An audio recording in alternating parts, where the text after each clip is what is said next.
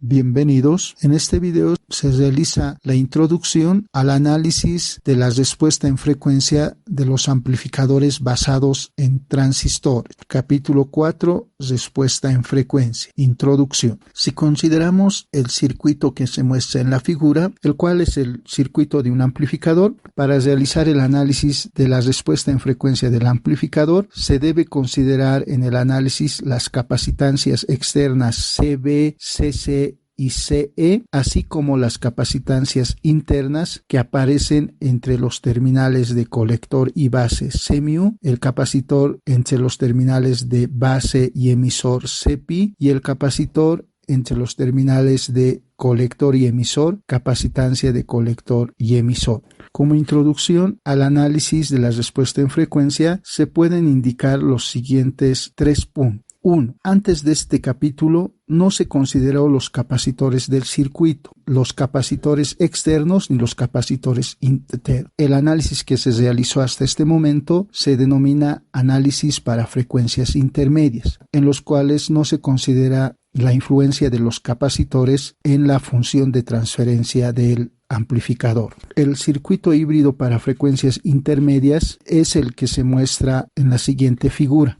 En este circuito, la fuente de tensión que se encuentra en serie con RI se transformó en fuente de corriente en paralelo con RI. Por simple observación, la función de transferencia de este amplificador, que es la relación entre BO y BI, que representa también la ganancia de tensión, será igual a menos HF por RL en paralelo con RC multiplicado por RI en paralelo por RB dividido entre RI en paralelo con RB más HIE por RI. Segundo punto, los capacitores externos CB, CC y CE influyen en la respuesta en baja frecuencia del amplificador. Por lo tanto, podemos indicar que F sub L, la frecuencia de corte inferior, será función de CB, CC y CE. Tercer punto, los capacitores internos, también denominados capacitores parásitos en alguna bibliografía, CMU, CPI y capacitancia de colector emisor, influyen en altas frecuencias. Entonces podemos indicar que la frecuencia de corte superior F sub H será función de CMU, CPI y capacitancia de colector emisor. La capacitancia de colector emisor es muy pequeña. Generalmente en el análisis en alta frecuencia se desprecia este valor. Como cuarto punto podemos indicar que con estos valores de FH y FL se puede determinar el ancho de banda de trabajo del amplificador, delta B, que será igual a la diferencia entre FH menos FL.